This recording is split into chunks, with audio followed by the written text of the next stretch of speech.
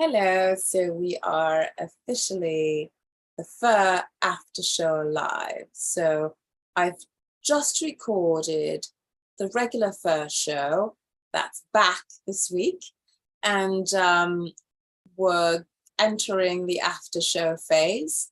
So I'm not going to complain about what happened during the show. I will say that I did have a laughing fit. And because it was a story that completely took me by surprise. It was the most moronic thing I'd ever seen, ever heard of. It involved bees, but hopefully you guys all enjoy it, and you'll see that next week. It's got to be edited, put together, looking all glossy and everything. And this is just a really chill show in it. We're not, all posh or whatever. We're just chilling, you know what I'm saying? We're just kind of doing our thing and all that. And I was a little bit hoarse and I was congested. Luckily, a lot of stuff has kind of drained out at this point. But I do have some really, really cute stories that I'd like to talk about. And, as you know, the Queen's in procession at this moment, or she's laying in state somewhere. I don't remember exactly where. She's dead now. And funerals on Monday. So yeah, it's not been paying attention, but there was a story that I thought was really interesting that I felt we should really look into. Well, not really interesting, but like moderately interesting, right? And that involves Australia. What's going on in Australia? Right? Isn't that crazy? Something happened in Australia, and I'm like, what in God's name is going on there? And it's a really rare situation to have happened, apparently. So we're going to highlight this here because, I mean, look, kangaroos are considered really cute creatures. I, on one hand, always thought of them as these cuddly little things. Not little, are they? They're pretty large and they've got large tails. But I've loved them my whole life. So to think that they could be violent enough to kill, I've seen them box and fight, but kill, no, not human beings. So let's look into that story, shall we? Let's get rid of the advert.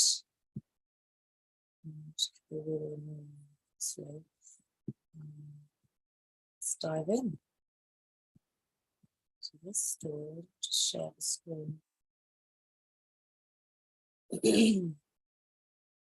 So here it says, kangaroo kills man and blocks paramedics from reaching him. Animal shot dead by Australian police. So look at this cute little cuddly thing. Look at that. Look at that. There's the kangaroos, the little ones. See that? So I'm assuming the story is, so let's stop this. I don't know if we're talking about the story. Yeah.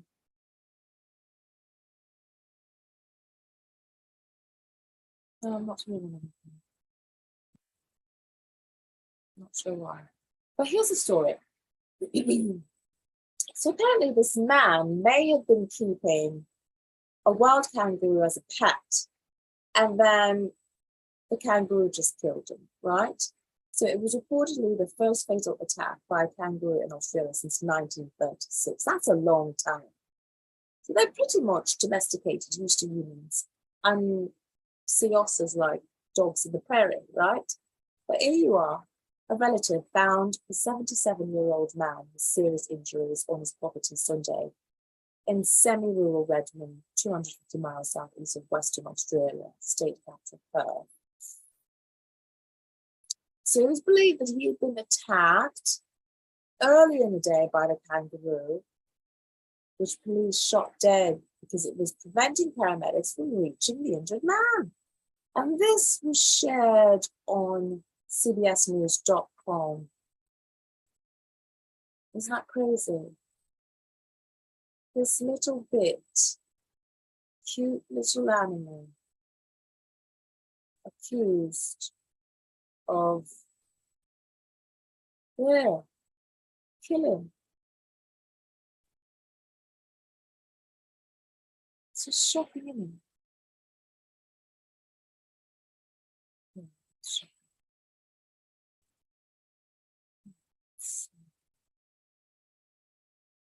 It's really sad. Nobody wants to know what's going on.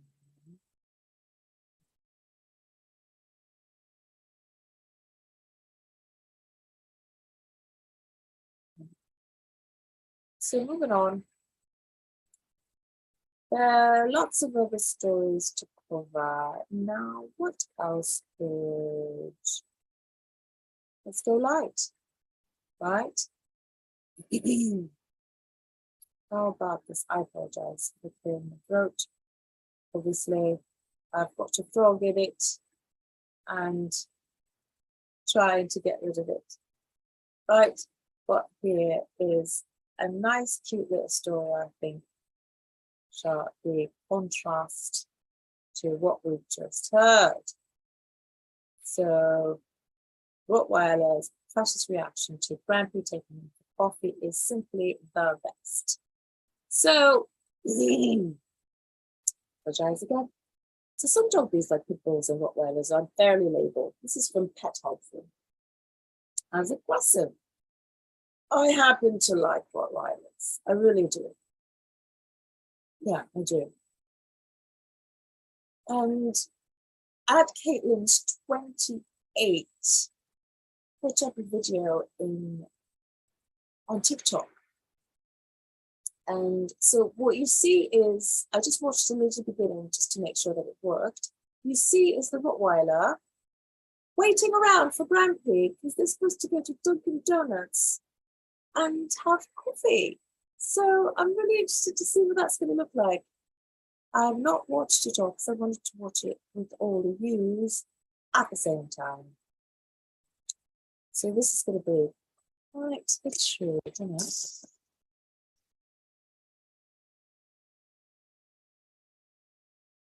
Okay. Where that sound is coming from. What's going on?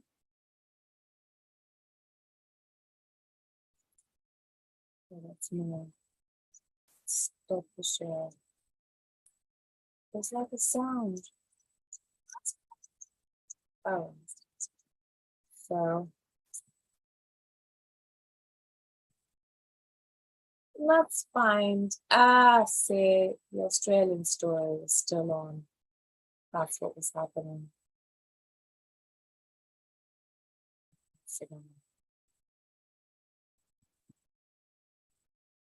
Apologize for technical difficulties. So I did say, as you guys will see, that I thought, honestly, I thought having producers was such a waste of time once I started doing the lives until I started having technical difficulties. And you never really know when you need people until you need people. Isn't that how it always works?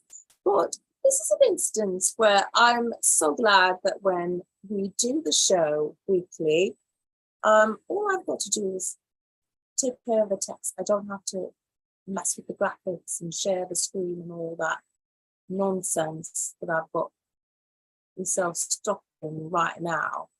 And so let's get on with it, shall we? All right, so here we are. This select volume.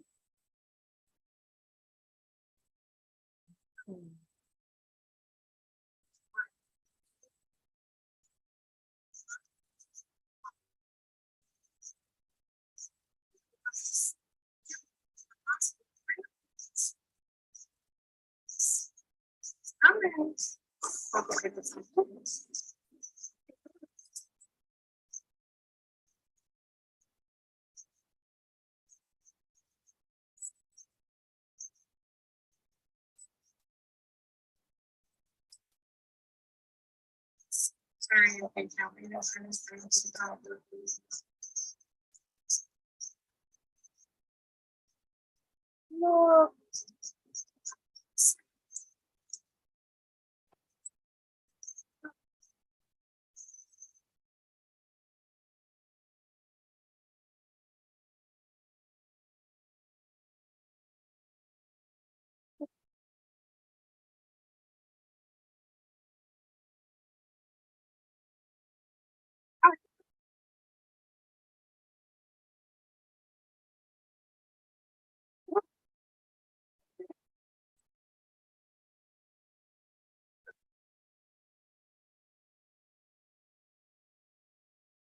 That's it. That's it. Oh, I thought we were going to see them actually go to the actual. Okay, that's cute. I just expected a little bit more from my TikTok. You know, I was just okay. All right, that was cute. So it was all about the Rottweiler waiting for Grampy to go into the car and then go have coffee, but not the whole experience. So we're not doing the whole experience, are we? Got it. Well, I'm gobsmacked. I really, really thought we were going to do a little bit more than just, you know. Now, a little bit more than just you waiting for Grandpa to arrive. But that's neither here nor there. We're happy nonetheless. So let's find another story that we could definitely dig into that was not covered in the first show.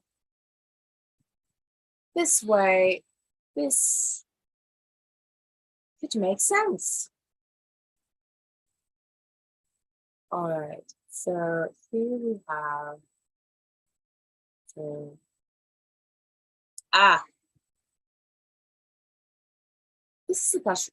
this is cute because this is actually something that I guess can get us ready for Halloween, isn't it?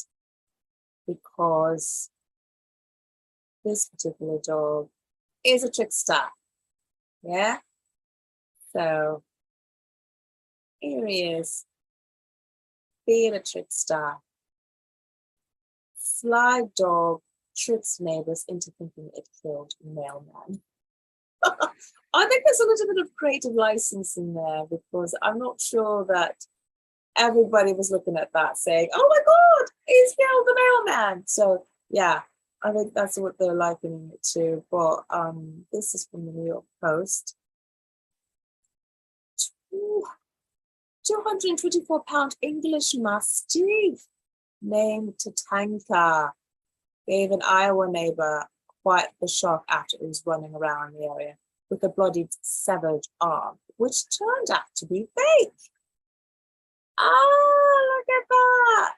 So it looks like the kind of situation where these people tend to use this arm in their Halloween display. And somehow Tatanka got into the Halloween display props, bag, box, or whatever, and just fell in love with the arm, with the severed, bloodied arm, and said, you know what, that's fine, that's my toy. I'm having it. I'm doing what I will with it. And Tatanka, you know what, do that. Because look, life is short. And if there's a severed arm that you are partial to, I think you should have it. I think you should have it, you should run with it, you should have fun, and get what everybody else thinks. That's your toy. You love it. It's up to you. It's yours. All right, Tatanka. That was cute. Okay.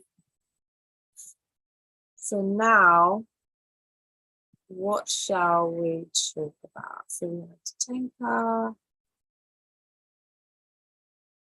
the Rottweiler, and now, oh, I wanted to talk a little bit about tell you guys a story about me running into somebody because I don't know, so I can't say that I ran into them, but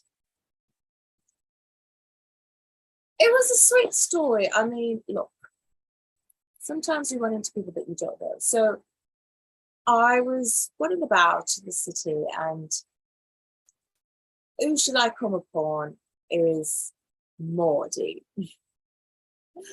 Mordy. And so ran upon Mordy, and he, said he loves this gummy smile. And so I said, you know what, Mordy, I will shout you out when I do my next live, because this smile only comes out when I'm extremely gleeful, if I've heard something very, very funny. Otherwise, this is it. But for Mordy's sake, this is my, oh my God, this is hilarious smile, which, I'm not fond of, but whatever. I can't help it. And thank you, Mordy, for the nice compliment. It actually made me feel good. When I say actually, I mean in the sense that it's not something that I'm usually fond of. So when you said it, oh my God, I love your gummy smile. It's like, oh, thank you. Oh, I'm not sure, but you know what? No, it's good, because when I'm really, really, really, really, really, really, really, really, really happy, and I can't help it, that is the smile that comes out. So thanks again, everybody. It made my day. So that was that. Oh, check this out. Do you know what's interesting? And I never really thought that this was a thing. It's not like we go around thinking about bats all day. Yeah, there's an issue going on in Iowa. Iowa City Animal Services see influx of bats in homes this season. I've never had a bat in my own. Ooh, that would be scary. Not that I think that bats are scary, but I think the thought of being somewhere in the home and then encountering a bat, not being the wiser to that being something, a possibility, I think that's the scary part. But I've been in the rainforest, an adventurous one, and I've watched bats and thought they were absolutely fascinating, very adorable, to be honest. So this story is on MSN.com, but it obviously comes from ABC. And here you are, they're talking about bats. So it says here, so far in Iowa City Animal Services have tested 14 bats for rabies after they invaded people's homes. None have come back positive. And if it's where you sleep, you're going to want to catch it and contact either them, Animal Services, or the police department if it's after hours. And so they're saying Iowa City Animal Service Coordinator Chris Whitmore is the one that is recommending that one calls the police or Animal Services. And they're saying that according to Iowa DNR wildlife diversity biologist Stephanie Shepard, it's expected for this time of year. Well, glad it's expected, but it's not something I would want now, is it? Let's see if they're actually showing the story. I just refreshed it. No, it's still about that. Okay, so apparently they just finished up their breeding season. And yeah, that's what's going on here. Bats.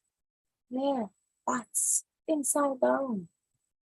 I'm not sure I would really like that. Now, you know one thing that I've been talking about? I've been talking about pet insurance. That is something that we've covered on the first show, but not at length, really. And hopefully we could implore the producers to I don't know, get a guest in there to discuss insurance with me, pet insurance, because I think it's something that most of us wish we had, don't know how to get it. I'm sure people also think that maybe it's not that necessary and like that.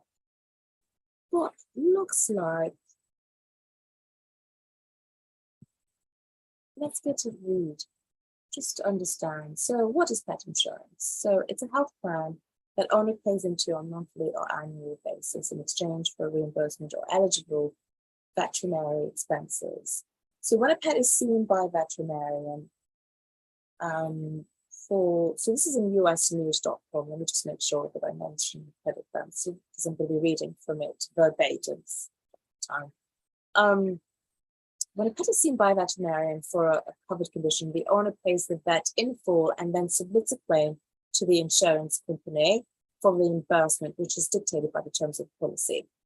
So there are typically 3 types of pet insurance plans to choose from. There's an accident-only plan, which will reimburse for eligible veterinarian bills related to accidents such as broken bones or swallowing foreign objects. Then there's an accident and illness plan, which includes both types of veterinary care, giving the owner more broad protection but a higher cost. Illnesses may include infections, cancer, arthritis, diabetes, and allergies. Now, routine wellness, the next one, routine wellness or preventative care plans, offered by some carriers as an optional add-on or separate plan, provides a reimbursement for things like immunizations, flea treatments, and spay-neuter. Now, deductibles, coverage limits, premiums, and the like can vary by insurer. So they're recommending that you go to Best Pet Insurance Companies of 2022 ratings to figure out which ones you'd like to get. Now, how does pet insurance work? So you would schedule although claims filing and reimbursement processes can vary, it generally works like this. Schedule a vet appointment, you take your pet to see the veterinarian, then you pay for the veterinarian's bill in full. So this is a service that you're paying in full upfront, right? And then afterwards, you file a claim online or through the pet insurance mobile app and include a copy of the bill. Do not forget to get a copy of the bill. Make sure they email it to you, mail it to you, whatever. Well, you want to conserve paper, climate change. Email it to you. Make sure you have the bill emailed to you or text to you. Now, once the pet insurance company approves the claim, receive your allowable reimbursement via direct deposit or paper check in the mail. That's what you receive, your allowable reimbursement via direct deposit. And that means you've got to give them your account and routing number, or you get a paper check in the mail. I would go for the direct deposit because the mail, the check, lost. No one wants to deal with that. So where can you use the pet insurance? Now, it says here, most pet insurance plans work on reimbursement basis, so you can use your coverage with any licensed veterinarian, specialist, or emergency clinic of your choosing. Unlike human health insurance, pet health insurance doesn't have provider networks. However, some companies may have certain requirements to meet in order for veterinarian bills to be eligible for reimbursement. Yes, that's what we want to know.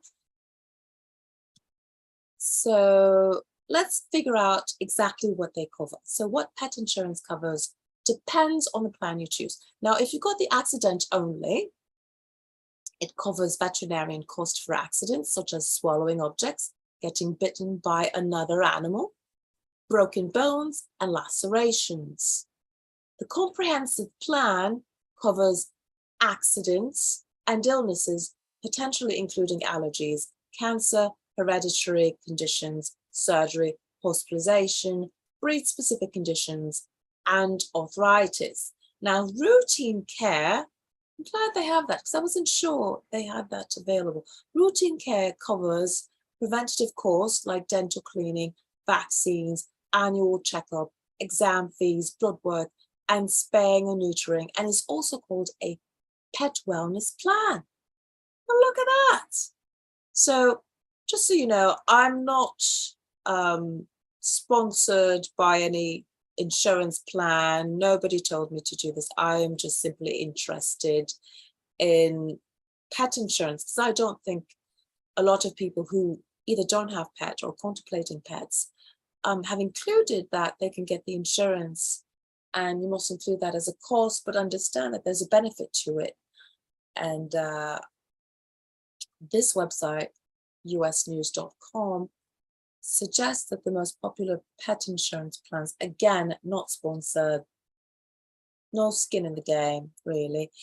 So the most popular pet insurance plans that they have here on this website on usnews.com is Many Pets, Embrace, and Healthy Paws. So you can compare those quotes on this website, and I think that was valuable information. Yeah, because at the end of the day, pets are inexpensive, part of the family, as children are. Children are more expensive, I believe.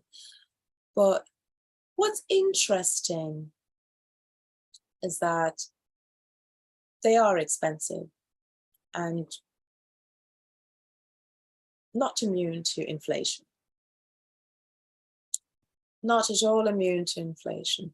So here's a story about what's going on with pets and inflation. I think that's important, right? So pet care costs at all-time high due to inflation. Let's see what they're saying here. ABC Columbia and NUSC Health have partnered to present Women's Cares, the authority for health resources, including behavioral, physical, and cardiovascular health. Watch our segments every month right here at ABC Columbia. Or catch them anytime at abccolumbia.com. Advertisement. It's getting more expensive to own and care for pets. New data suggests inflation and the slowing economy are making an impact on pet owners' wallets. So is the big splurging on pets we saw during the pandemic over? Here's today's Consumer Watch. Spoiled pets feeling the inflation pinch. New data indicating pet owners might be splurging less on their furry companions. Wall Street, retail stores, and pet shelters all showing possible signs that the slowing economy is impacting spending habits for dog and cat owners. Prices have skyrocketed. People can't even pay for their own groceries, so let alone care for their pets. Shares of online retailer Chewy are down more than 35% this year. The drop leading some investors to wonder whether surging inflation could impact sales and earnings. Meanwhile, retail giants Walmart and Target reporting consumers are now spending mostly on essentials. This trend could extend to pet owners who may focus more on things like food and less on discretionary items like toys. There's inflation and the cost to care for animals. There's a fear about supply chain. According to the National Retail Federation, the pandemic gave pet supply retailers a boost as many pet owners were stuck at home and spent more money on their four-legged family members. But now there's growing evidence the pandemic era of splurging on pets could be over. Pet shelters like this one in Georgia are reporting a growing number of pet surrenders. But also a surge in owners needing help with basics for their pets, like food and veterinary care. Atlanta has a pet food bank where anyone from the community can come to get free pet food for their dog or cat. For today's Consumer Watch, I'm Jen Sullivan.